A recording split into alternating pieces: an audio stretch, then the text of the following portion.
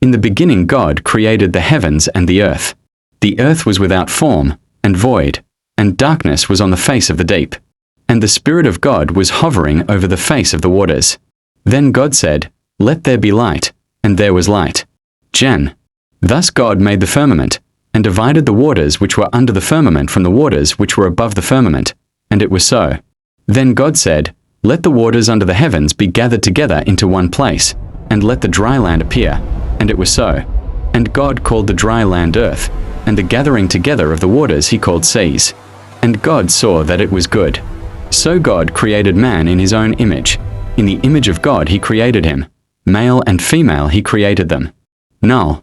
Then God blessed them, and God said to them, "Be fruitful and multiply, fill the earth and subdue it, have dominion over the fish of the sea, over the birds of the air, and over every living thing that moves on the earth." In Genesis chapter 1, I was meant to understand that nothing was created before God stepped in. The word was formless. Nothing was happening before God stepped in. Everything that is being created was created by God. So nothing exists by accident. Our lives, purpose, destiny, everything comes from God. And if you go to 2, I was meant to understand that God is a God of order.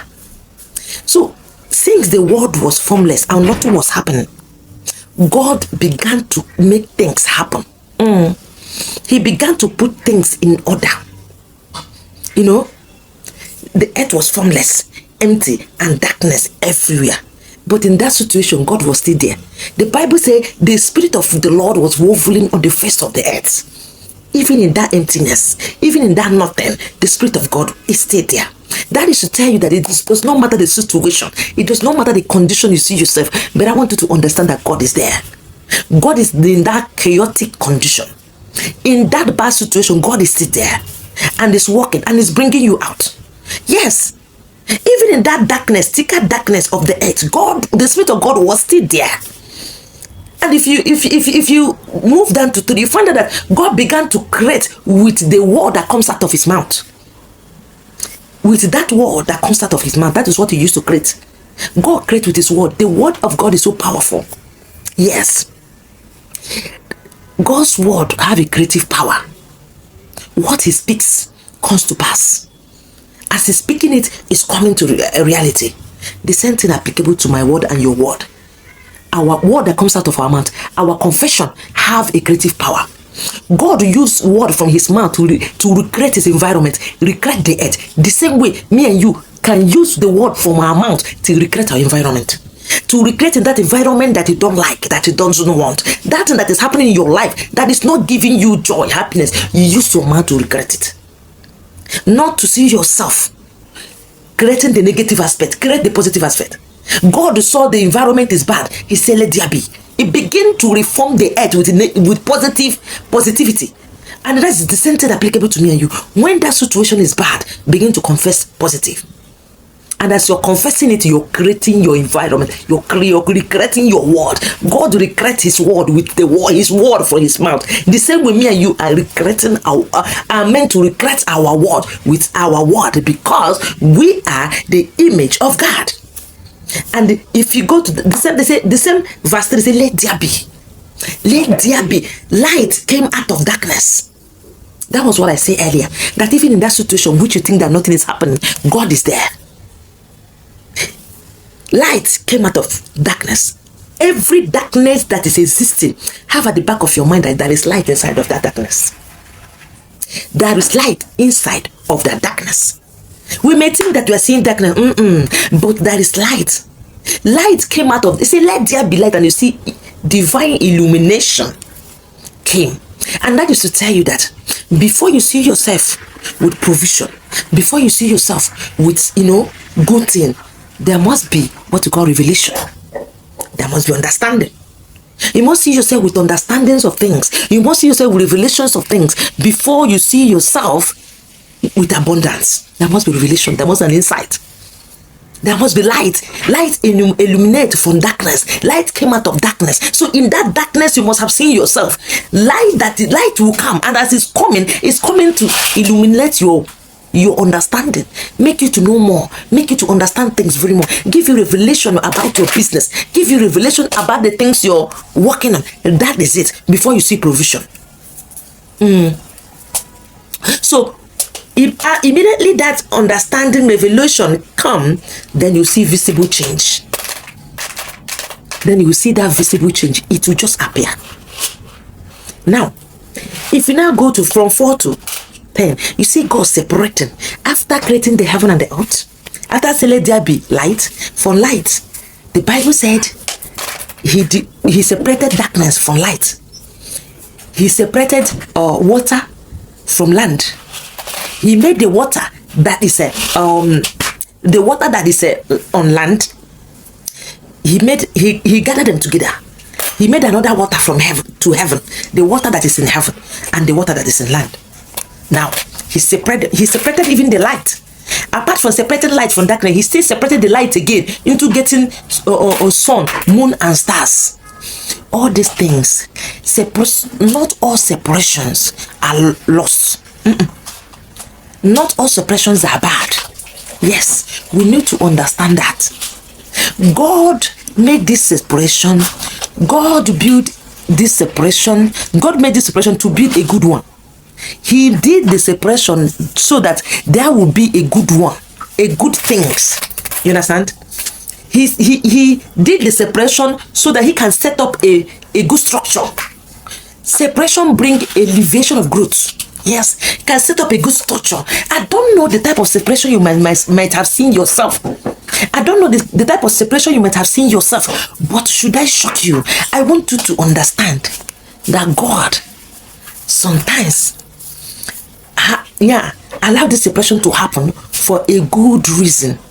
Do you see yourself separating from your loved ones, separating from your spouse, separating from your children, separating from your office? I don't know the type of separation you must see yourself, but I want you to understand that separation, every separation have a reason, and not all separation are end up in bad aspect of it. So separation are being originated for good things, better things to happen.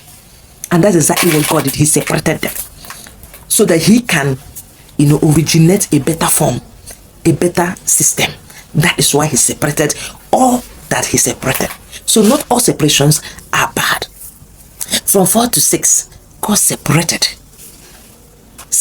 all of them. Then if you now go down, you see that God, how he does these things. Hey, God works in stage and order. He's a God of order. That was why he splitted light. He splitted light into 3 because he's a God of order.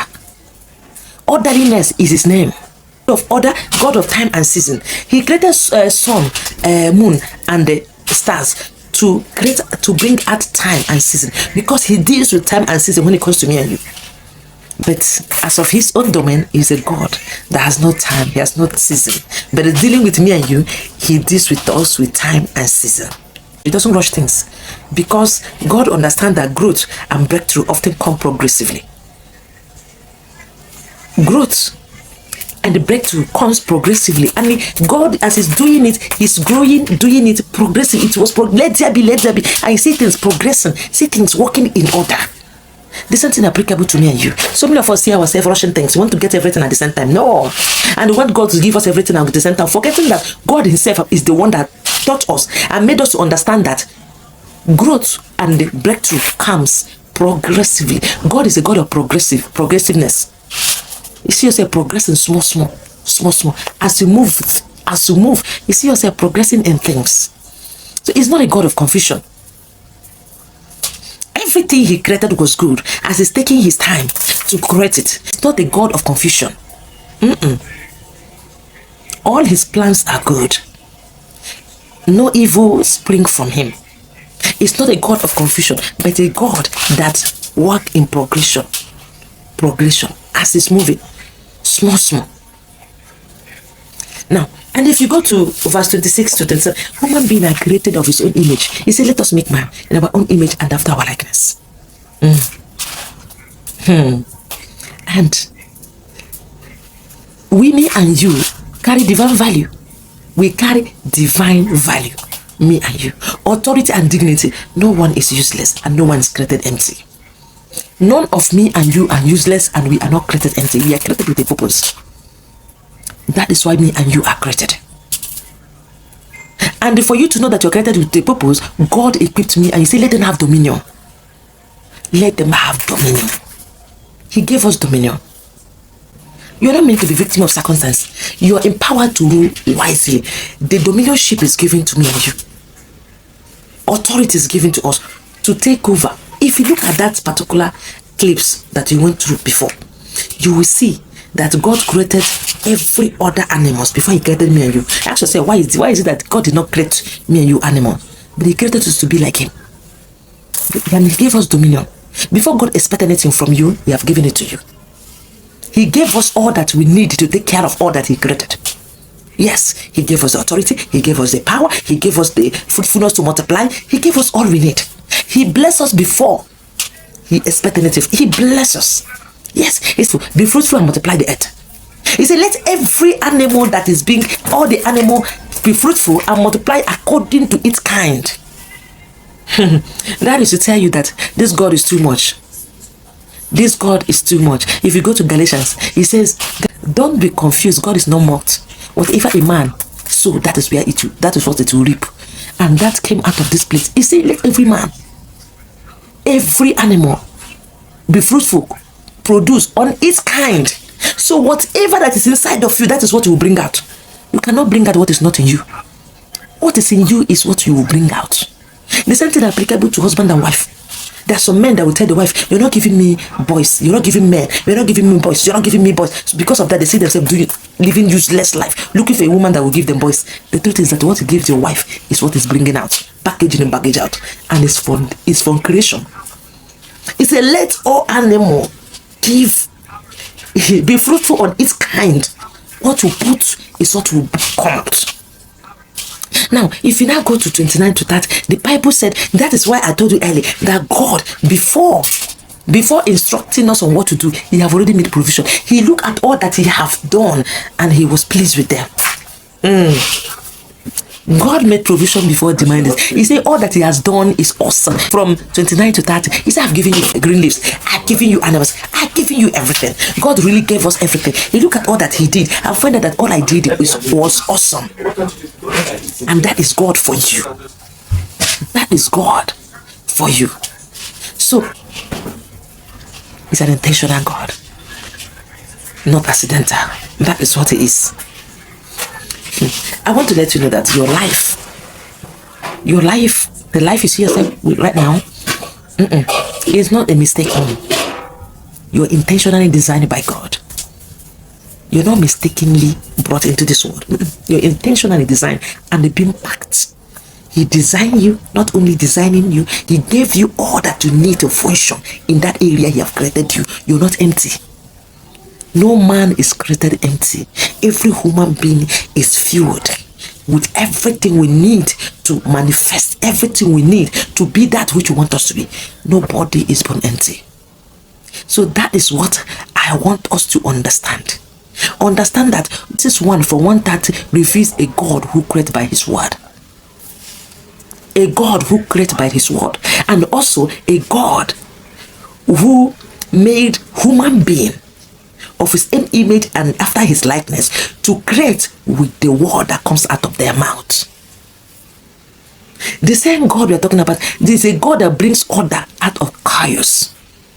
The God that bring order out of chaos, a chaotic environment. God make things, make it beautiful. In a situation where it's nothing, God brought something beautiful. The same way me and you. He created that. He created us in a way that a situation where there is nothing, we have to make that situation to be sweet. We have to make that environment to be okay.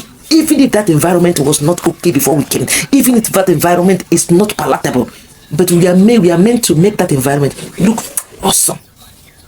And that is who our God is, and that is how he made us to be. He said, let us make man of our own image after his likeness. And this God we have is a God that blesses before commanding and assigning dominion with provision. He's a God that blesses before demanding. He's a God that assigned dominion with provision. He assigned dominion to us with provision. He provides all that we need. That is a God we are talking about here. God bless you as you listen and work with it. Remain blessed.